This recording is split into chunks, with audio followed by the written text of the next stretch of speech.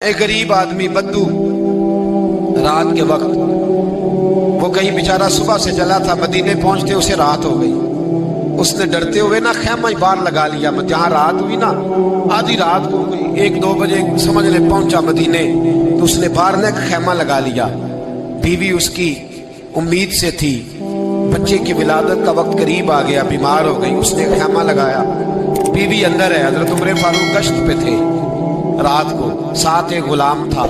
हजरत उमर फारूक रज़ी अल्लाह ताला अन्हु कहने लगे वो आग जल रही है थोड़ी सी, पता करो कौन है। तो आपका गुलाम पता करने गया तो बद्दू ने डांट दिया, कहने लगे जाओ, तुम्हें क्यों बताऊं। हजरत उमर खुद गए, कहने लगे मुसाफिर भाई बता तो सही। कहने लगा जी छोड़े, मैं आपको क्यों बताऊं, मैं कौन हूं, कैसे आया हूं। फरमाया खैमे के अंदर से कराहने की आवाज आती, कोई दर्द से चीख रहा है, बता हमें बात क्या है।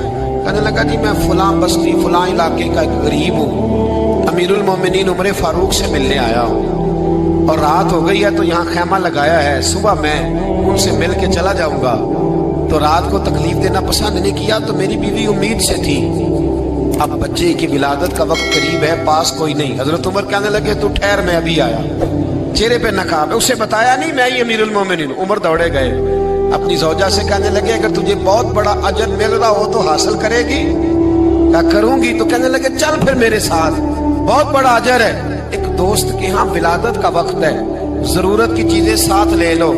उस औरत ने थोड़े दाने ले लिए, घी ले लिया। हजरत उमर से कहने लगी लकड़ियां इकट्ठी कर ले।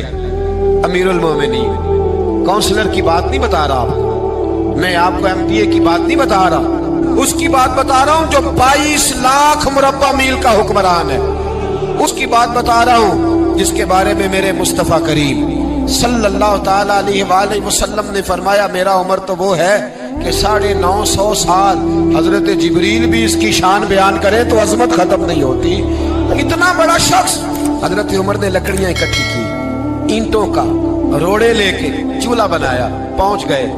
आपकी ज़ौजा कहने लगी ये थोड़े दाने डालने, घी डालने और एक लकड़ी लेके इसको हिलाएं, तैयार करें। खुद ज़ौजा अंदर चली गई, हजरत उमर बाहर पकाने लगे। वो बद्दू कहता है मैं इस तरह का उनके साथ बिहेव करने लगा जैसे वो किसी चौकीदार के साथ नहीं करता। मैंने समझा जी उमर ने चौकीदार रखे आने जाने वाले मेहमानों का। मैं कभी पानी का प्याला मांगता, कभी कोई बात, उमर दौड़े जाते, कभी पानी लाते। ओ मुसलमानों, ओ मेरे रसूल के गुलामों, यहाँ उस दीन की बात की जा रही है जो दीन हजरत उमर फारूक रज़ी अल्लाह ताला अन्हु ने जिस पर अमल करके दिखाया है, उस दीन की।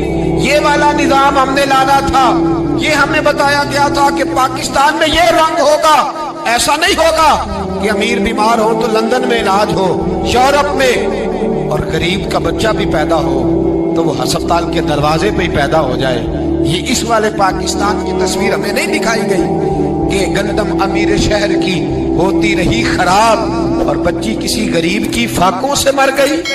लेकिन याद रखो, बस मेरी जुबान पे आया है, आज मुझे क्या लेने दो, अमीर शहर से लेंगे हिसाब पाई पाई का। और मुझे कहने दो, इरादा करने दो, अमीर शहर से लेंगे हिसाब पाई पाई का। बस गरीब शहर के बच्चे तो जवान होने दो, जरा हमारे बच्चों को बड़ा हो लेने दो, जरा इन्हें अपने दीन को समझ लेने दो, हम हमें पूछेंगे। और अगर यहाँ गरीब ना पूछ सके तो मेरे नबी पाक ने फरमाया कयामत वाले दिन गरीब ही ताकतवर होंगे। वो दिन होगा ही गरीबों का, ये तुम्हें पूछेंगे। तुम्हें होटल में ना एक बाबा जी बर्तन मांजते थे, बूढ़े आदमी थे, 70 साल के करीब उम्र थी। उनका एक बेटा था, एक बहू थी, एक पोता था, लेकिन वो बेचारे बेटा बीमार रहता था तो लिहाजा वो खुद मजदूरी करते। कहते एक दिन वो बाबा जी मेरे पास आए, कहने लगे मेम साहब 2-4 दिन की छुट्टी चाहिए। तो मैंने कहा खैरियत है। कहने लगे मैडम मेरा बेटा फौत हो गया। बेटा, आपको पता है बाप का जनाजा पढ़ना आसान है, बेटे का जनाजा उठाना बड़ा मुश्किल काम।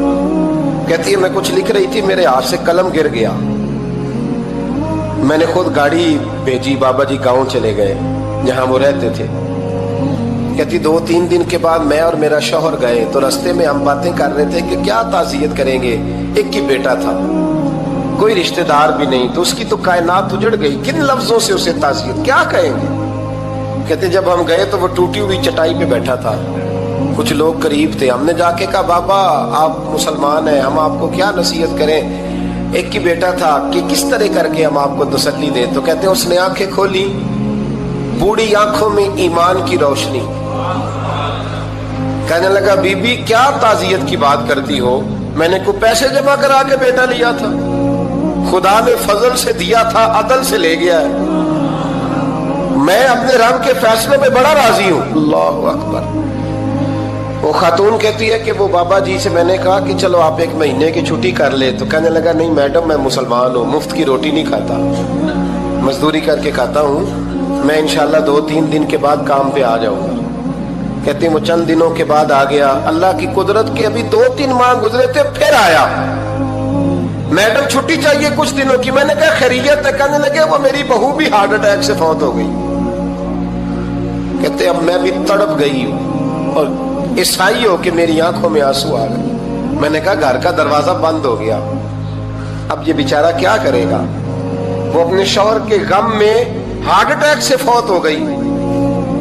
کہتے ہم پھر 2-3 دن کے بعد تعزیت کے لیے گئے, پھر ٹوٹی ہوئی چٹائی, بوڑھا نہ اپنی انگلیوں سے زمین پر کچھ بنا رہا ہے. کہتے قریب گئی اور میں نے جا کے کہا بابا اب تو تسلی آپ نے خود ہی کرنی ہے, جو نظام تھا وہ تو ہو گیا. تو کہتے ہیں پھر اس نے آنکھیں کھولی, آسمان کی طرف دیکھا تو کہنے لگا بیٹی کوئی پریشانی نہیں, میرا بیٹا بغیر شادی کے بھی تو فوت ہو ہی سکتا تھا نا, بس میرے مالک نے جب چاہا جیسے چاہ ہوا. میں انشاءاللہ 2-4 دن کے بعد کام پہ آؤں گا. یہ میرا 3-4-5 سال کا پوتا ہے, ابھی اسکول داخل ہوا ہے, میں ساتھ لے آؤں گا, وہاں میرے ساتھ اوپر کوارٹر میں جہاں میں رہتا ہوں یہ بھی رہے گا.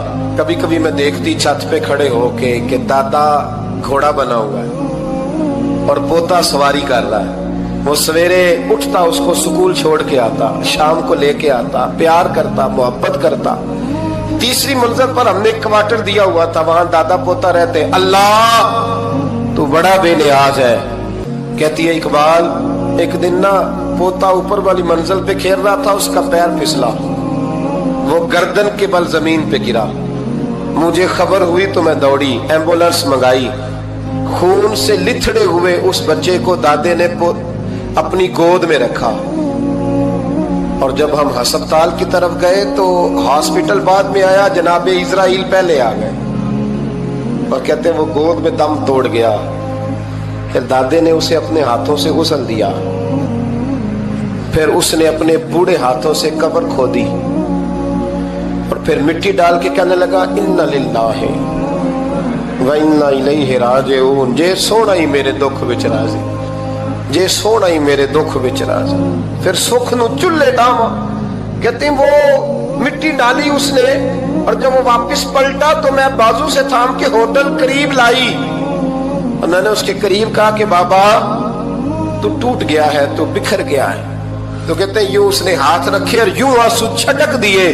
کہنے لگا میڈم کیوں میرے اندر کوئی عقیدہ نہیں, میں کوئی لوارث ہوں, میرا کوئی رب نہیں, میں کیوں پریشان رہوں گا, میں تو پکا ہوا پھل ہوں. تھوڑے دن گزرے کے قبر میں جاؤں گا, اور جب جنت میں جاؤں گا تو اللہ میری بیٹے سے بھی ملاقات کرائے گا, میرے پوتے سے بھی ملاقات کرائے گا, میرا رب ساری ملاقاتیں کرا دے گا. میں اپنے اللہ کی رضا میں بڑا راضی ہوں.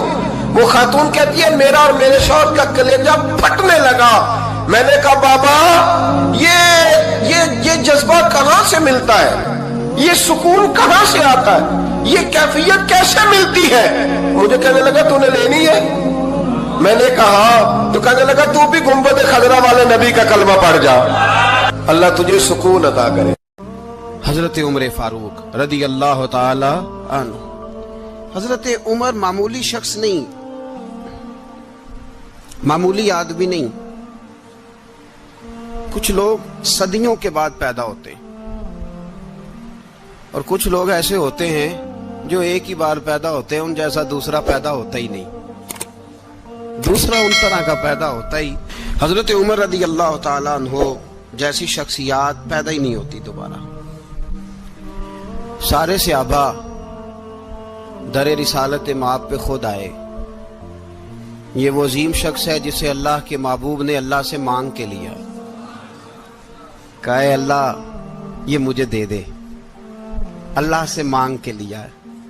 اس لیے صوفیاء کہتے ہیں کچھ مرید ہوتے ہیں کچھ مراد ہوتے ہیں، کچھ مرید ہوتے ہیں کچھ مراد ہوتے ہیں۔ مرید وہ ہوتا ہے جو چل کے آتا ہے، آ کے مرید ہوتا ہے۔ مراد وہ ہوتا ہے جسے کہا جاتا ہے کہ یہ کبھی میرا بن جائے نا، یہ کبھی آ جائے نا، میرا بن جائے، اس کو مراد کہتے ہیں۔ حضرت عمر مصطفیٰ کریم کی مراد ہیں، حضور کی مراد ہے۔ اللہم اعز الاسلام بے اسلام عمر ابن خطاب، اے اللہ اسلام کو عزت دے دے، میرے عمر کو کلمہ پڑھنے کی توفیق عطا فرما دے۔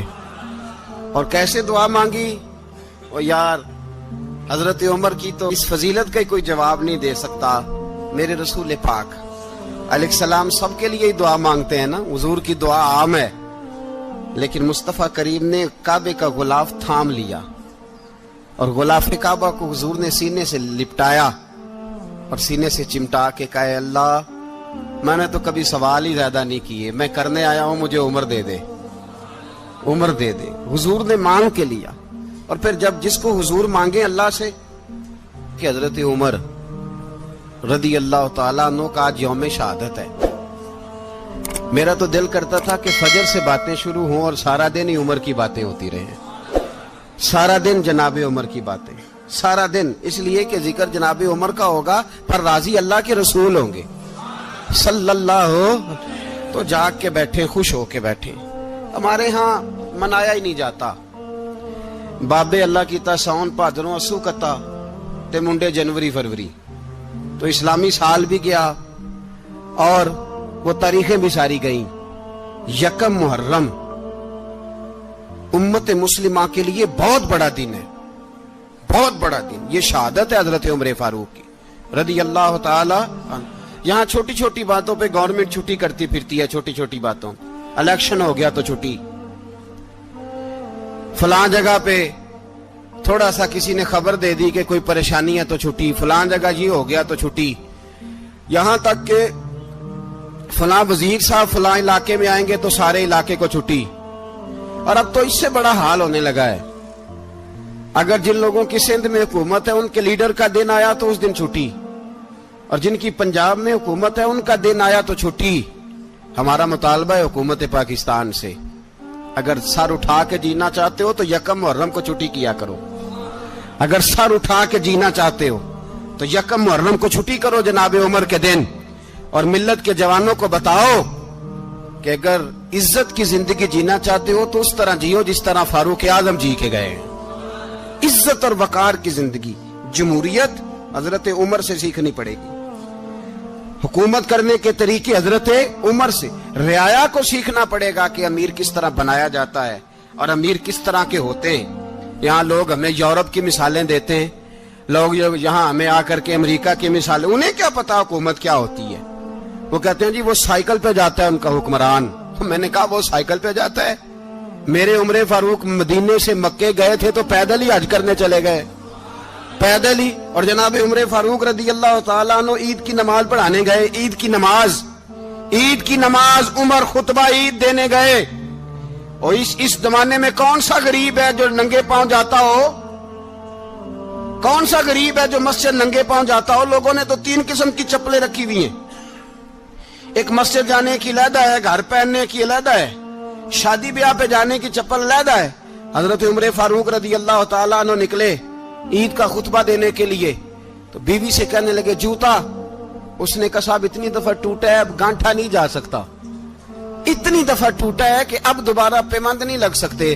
تو حضرت عمر کہنے لگے چل کوئی حرج نہیں، بغیر جوتے کے ننگے پیر ہی چلتے ہیں، کوئی حرج نہیں۔ تو کہنے لگے لوگ کیا کہیں گے؟ فرمایا چپ کر، لوگ جس دن عمر نے یہ دیکھ لیا نا لوگ اس کے بارے میں کیا کہتے ہیں، اس دن عمر نہیں رہے گا۔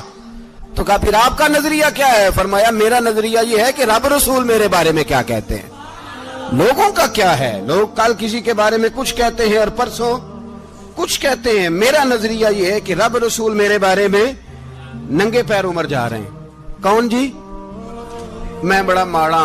اچھا جناب کیا غربت ہے؟ 10 قسم کے جوڑے لٹکے ہوئے ہیں کمرے میں اور پہننے کی فرصت نہیں، سویرے کیا پہننا ہے، شام کیا پہننا ہے، 15 سوٹ کٹھے استری ہو کے لانڈری والا بھیج رہا ہے اور تو غریب ہے۔ तू बहुत बड़ा गरीब है।